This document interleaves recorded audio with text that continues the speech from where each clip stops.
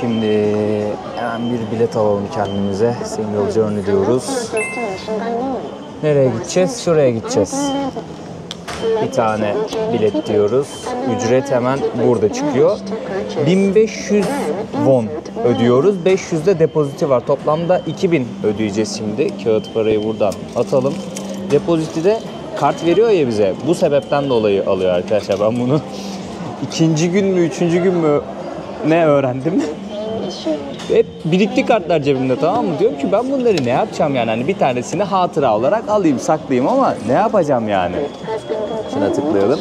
Meğerse bu tek kullanımlık bir bilet ya. Bunu geliyorsunuz buraya atıyorsunuz, tabii kullandıktan sonra o 500 won'u, depoziti buradan size iade ediyor.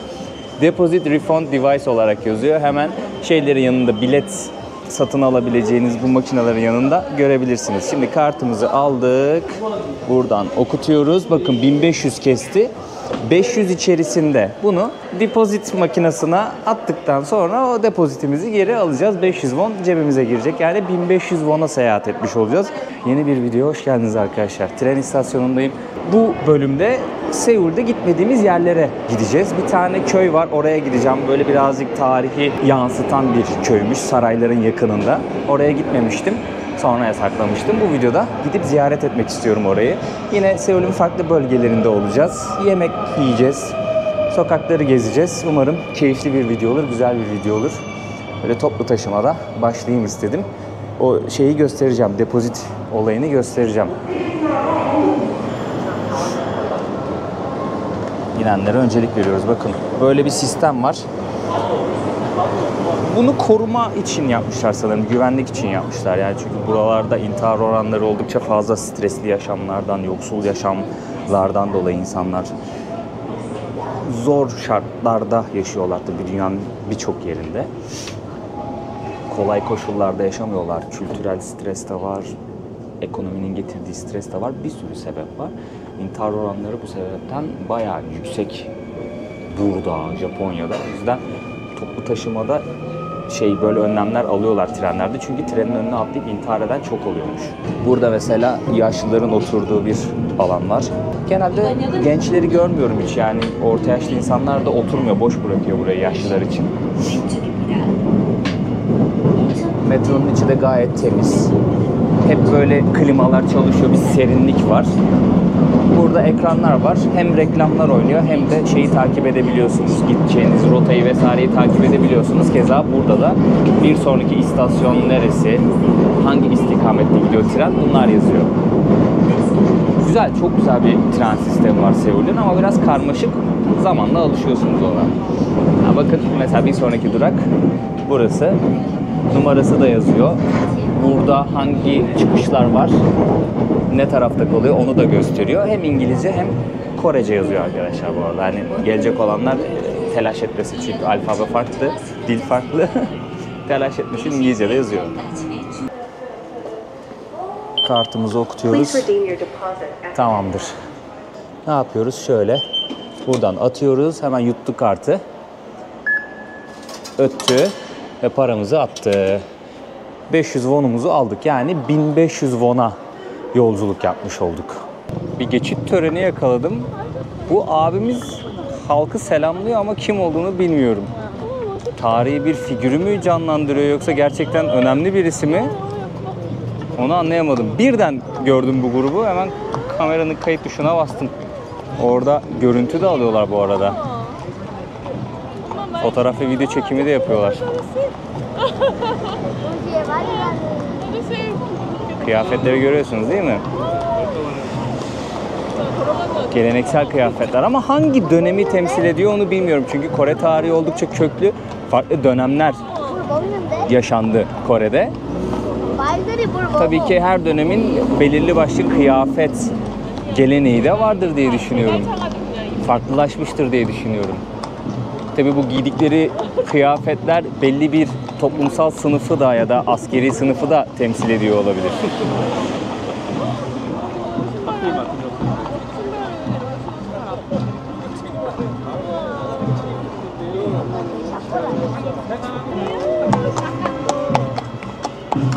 Abi yanımıza kadar gelerek şovunu yaptı.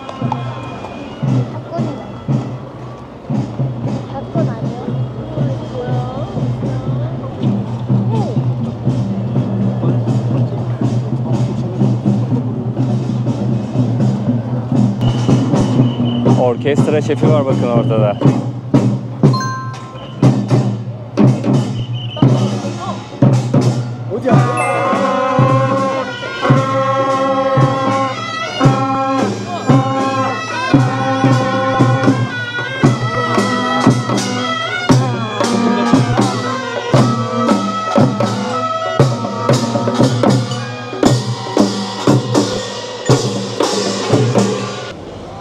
Dayı ne yapıyorsun?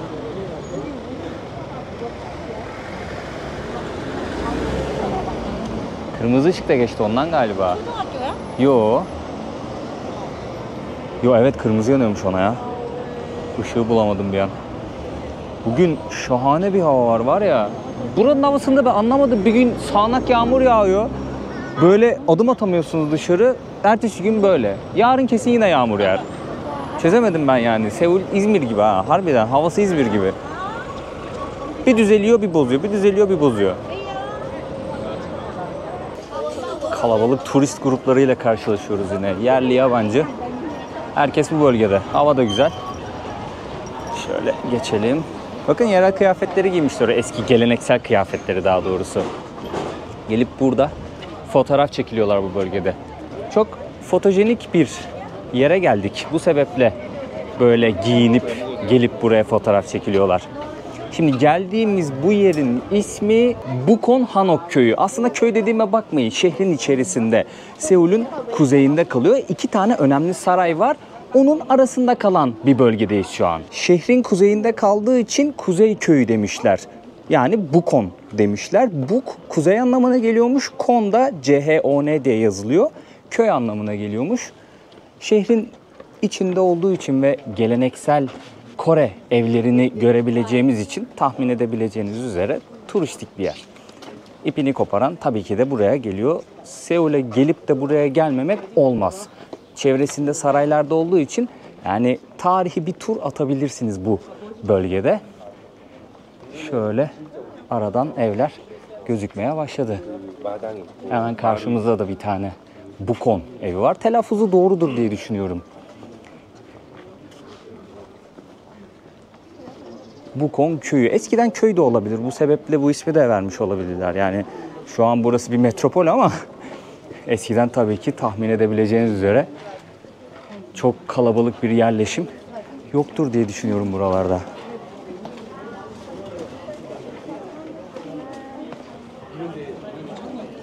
Ne var burada bilmiyorum ama bayağı bir kalabalık girip çıkıyor. Şöyle bir girelim. En azından geleneksel evin iç kısımları nasıl oluyor? Buradaki dükkanda görmüş oluruz. Burada abimiz var. Gelenleri uyarıyor. Çünkü burası insanların halen yaşadığı bir yer arkadaşlar. Bu evlerde yaşıyor insanlar. Şöyle şu sokaktan yürürken sizlere birkaç bilgi de vermek istiyorum. Geleneksel Hanok evleri olarak geçiyor. Şimdi Kore tarihine baktığımızda belli başlı hanedanlıklar hükmetmiş Kore'ye. Bu evler Joseon hanedanlığı döneminde yapılıyor, popülerleşiyor ve o dönemden kalma özgün Kore mimarisi olarak geçiyor. Evlerin en önemli özelliği ahşap kirişten yapılması, kiremit çatılarının olması ve iç avluları. Geleneksel Kore mimarisini bu şekilde yansıtmışlar. Bugün günümüzde bizler hala gelip burayı ziyaret edebiliyoruz ama halen yaşayan insanlar var burada, sakinler var. Bazı evleri halklara açmışlar, yani gelen misafirlere açmışlar. İşte belirli böyle workshoplar yapıyorlar, galeriler var, dükkanlar var. Siz buraları ziyaret ettiğinizde bu evlerin mimarisini de görmüş oluyorsunuz, tanık olmuş oluyorsunuz. Halen burada insanların yaşıyor olması ayrı bir ilginçlik katıyor duruma. Abimiz de hemen aşağıda gelenleri uyarıyor bu sokaktan geçerken sessiz olun diye. Ben de o yüzden sesimi birazcık kıstım. Bakın burada da uyarı var.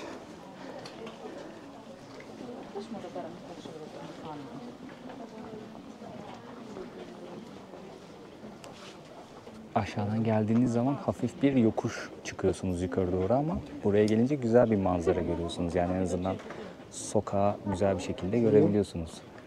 Karşıda şöyle görüyorsunuz gökdelenler var, yüksek binalar var ve arkasında bir tepe var. Bak bugün hava ne kadar güneşli, yine de bir şey var ya, bir pus var yani. Açık bir görüntü yok. Kesin hava kirliliğinden kaynaklı ya. Şurada hemen şeyi de göstereceğim. Bugün günlerden pazar.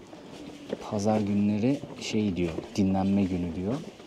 İşte ziyaret edebileceğiniz saatler var sanırım burada, saat aralıkları. Cezası var bir de, ses yaparsanız ya da işte buranın huzurunu bozarsanız 100.000 won. O da $70 yapıyor arkadaşlar. Yani 2500 TL'den biraz fazla. Ne?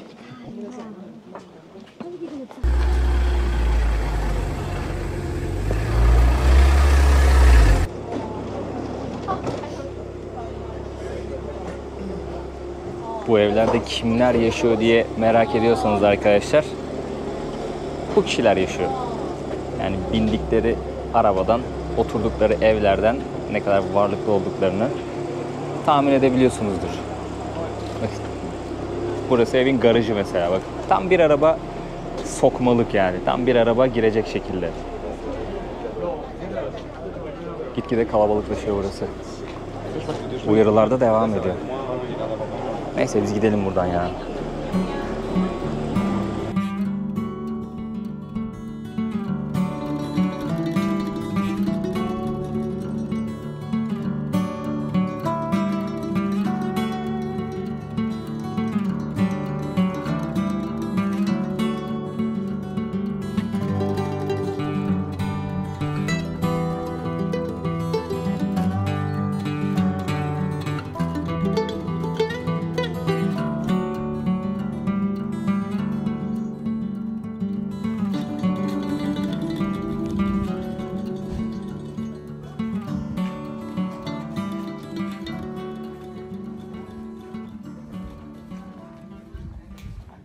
Birkaç yerde görmüştüm bunu. Hot dog diyorlar. Bundan aldım kendime. Abla satıyor burada. Birkaç farklı bir şey daha satıyor. İşte tavuktur, sosistir, başka çıtır atıştırmalıklardır. Onlardan satıyor. Şunun bir tadına bakalım ya. Kahvaltı çözdük kendimize. İçi boşmuş bunun. Kuru, şekerli, tarçınlı hamur. Tarçın ne kadar kötü olabilir ki yani. Seviyorsanız tarçın. Tarçındır. 2000 won bu. 50 TL civarı bir şey yapıyor. Bazı restoranlarda böyle afişler var. Bu iki arkadaş Kore'de ünlü galiba. Sanırım yemek yeme üzerine vloglar çekiyorlar ya da Instagram sayfaları da olabilir. Gelip buraya yemek yemişler, bakın. Videodan görüntüler almışlar. O yüzden böyle afişi koymuşlar. Hani bakın bu kişiler burada yemek yedi diye. Mesela burada da var. Şöyle göstereyim. Yani benim anladığım o. Bazı televizyon kanalları da sanırım restoranların reklamını falan yapıyor. İşte YouTube kanalları olsun, Instagram sayfaları olsun. Bunları restoranlarda afişlerle belli ediyorlar. Şu arkada da sigara içme alanı var. Şöyle göstereceğim. Kafanıza göre bir yerde sigara içemiyorsunuz. Böyle alanlar var. Buralarda sigara içiyorsunuz. Normalde izmariti buraya atmanız lazım içtikten sonra. Burada topluyorlar, daha sonrasında boşaltıyorlar bunu. Ama gördüğünüz üzere yerde izmarit dolu. İçeceğini bırakmışlar. Kaşık var, sigara paketleri var. Yani çok fazla temizlik konusuna riayet etmiyorlar. Büyük ihtimalle cezası da vardır. Mesela kamerayla izleniyor burası. İşaret var. Gerçi Seul'de birçok yerde kamera var arkadaşlar. Bayağı 7/24 izlenen bir şehir burası yani. İnsanlar o tarz yerlerde sigara içiyor. Kafasına göre yakamıyor sigara ama işte görüyorsunuz yerde bir sürü de izmarit var aslında. Kafasına göre yakıp içen de çok. Yok değil yani. Mesela bakın bu restoranın dışarısında da şöyle bir afiş var. Bir televizyon kanalı sanırım bu. Gelip burada bu ablamız yemek yemiş, yayınlamışlar onun reklamını. Asmışlar buraya.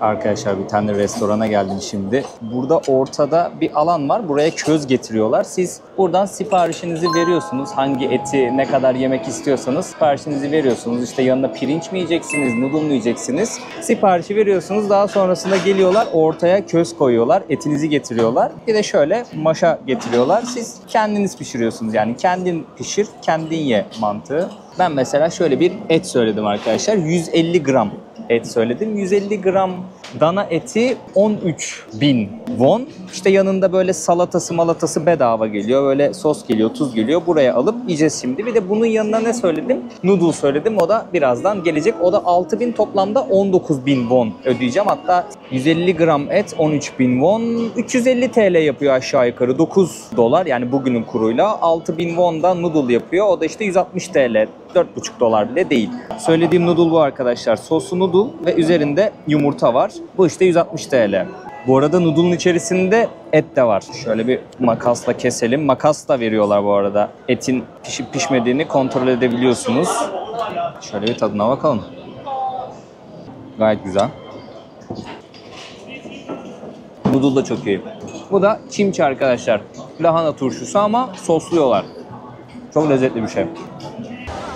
İnsanların vakit geçirebileceği çok güzel bir alan yapmışlar. Sağımızda solumuzda yüksek binalar var.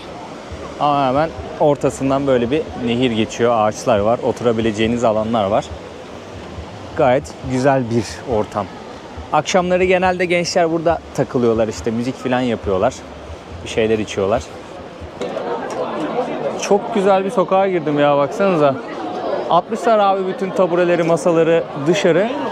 İnsanlar sokakta yiyorlar, içiyorlar, sohbet ediyorlar. Olay bu işte yani. Fark ettiyseniz tek oturan yok. Herkes eşiyle, dostuyla, ailesiyle gelmiş. Hava güzel olunca tabii böyle sokaklar canlı oluyor. Restoranın içinde oturan yok ya. Tek tük, o da masa sandalye boş bulamadıkları için.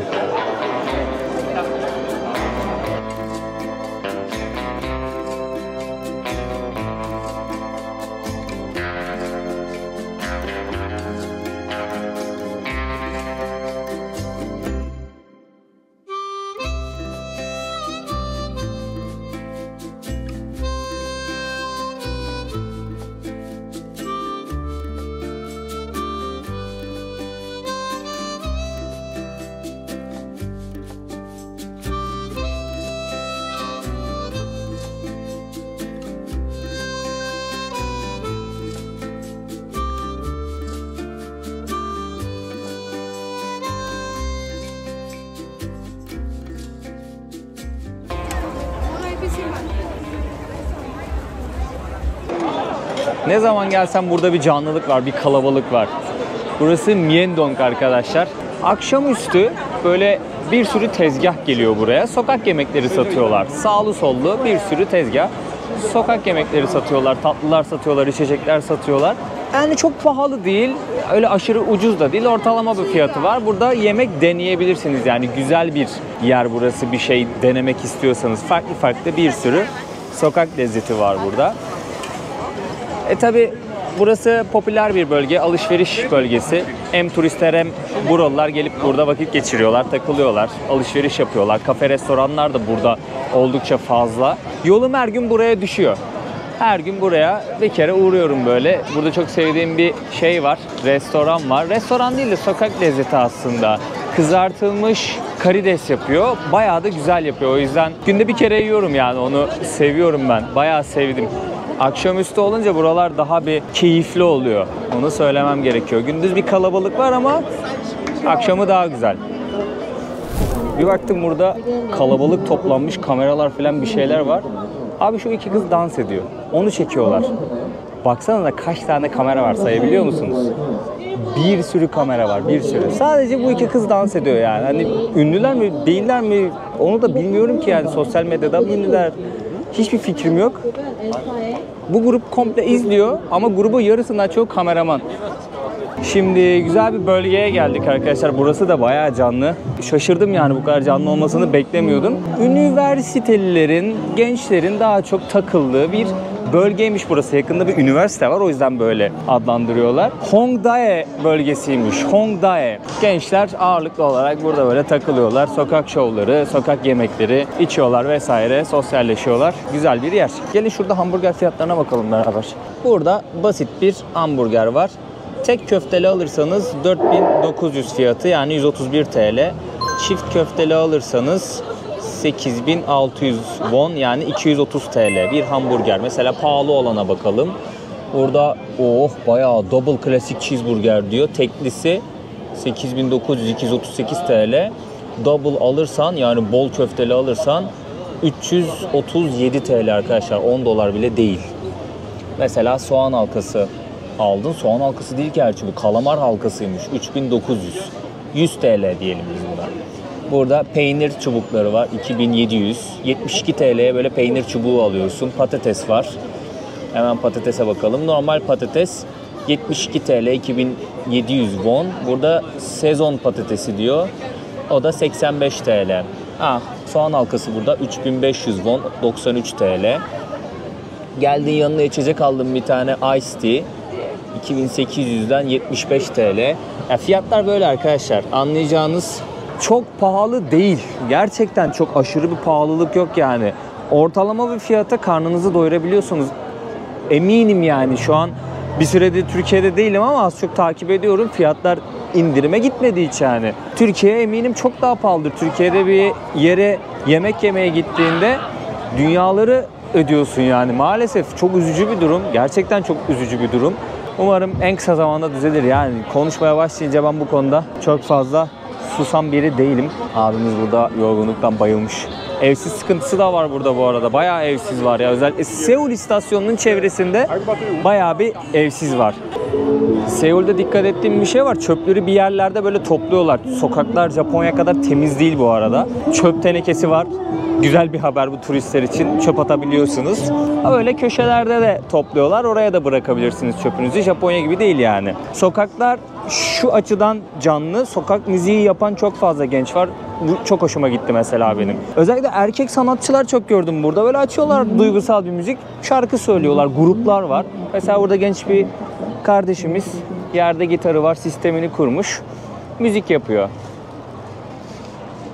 Bu sokak müziği işi benim çok hoşuma gidiyor ya. Gerçekten hani cebimdeki para kadar da hep destek olurum ki destek olunmasını da tavsiye ederim. Genelde öğrenciler, gençler yapıyor bu işi. Harçlıklarını çıkarıyorlar.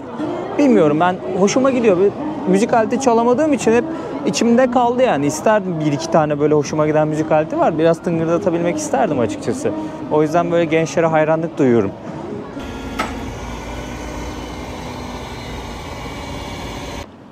Mahalleme döndüm arkadaşlar.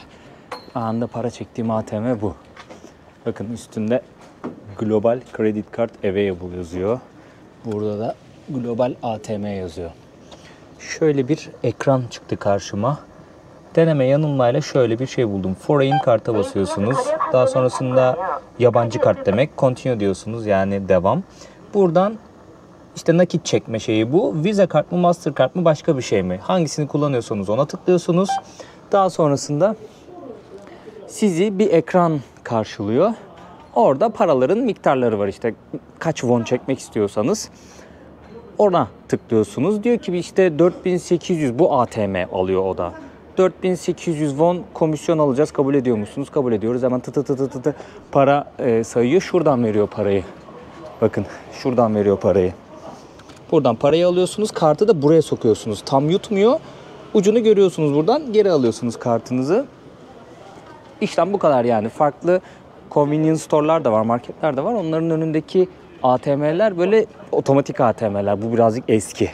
Ama verdi parayı, dediğim gibi işte 3,5 dolar civarı bu komisyon aldı. 3,5 dolar civarı benim banka komisyon aldı. 6-7 dolar arası bir şey ödedim. Yani o da bugün pazar, o yüzden. Hani benim banka belki biraz daha düşük kesebilirdi. Hafta sonu olduğu için kur farkı olmuş olabilir ama bununki sabit 4800. Deneyin. Para da bozabilirsiniz. Durum budur yani arkadaşlar. Bunu da göstermek istedim. Videomuz da burada bitti. Bir sonraki videoda görüşmek üzere diyelim. O zamana kadar kendinize çok iyi bakın. Ben şimdi bir içecek alacağım marketten. Sonrasında da hosteline gireceğim. Konuşamadım. Yoruldum çünkü. Dinleneceğim. Vallahi ayaklarıma kara sular indi ya. Son günlerde biraz çabuk yorulmaya başladım. Niye bilmiyorum. Güzel de besleniyorum aslında. Biraz dinlenmeye ihtiyacım var sanki. Videoyu beğendiyseniz tabii ki, beğenmediyseniz beğenme tuşuna da basabilirsiniz. Çok sevinirim. Etkileşim olmuş oluyor. YouTube bizden istiyor bunu. Abone olursanız kanalıma destek olmak için çok sevinirim. Yorum atarsanız da, fikirlerinizi yazarsanız da yine etkileşim yaratmış oluruz. Algoritmaya sokmuş oluruz videoyu. Başka ne diyecektim? Birçok insan televizyondan izliyor. Oradan yorum yapamıyorsunuz. Böyle tak tak telefonu alıp elinize hızlıdan yorum yaparsanız mutlu edersiniz beni arkadaşlar. Çünkü ya ben çok söylemek istemiyorum böyle şeyler ama söylemeden de olmuyor. Bu işi yapıyorsak bunu söylemek zorundayız maalesef. Yıllarca direndim ama kanal çok geç ilerledi. Söyleyince etkisi arttı yani. Gerçekten kanal hızlı büyümeye başladı.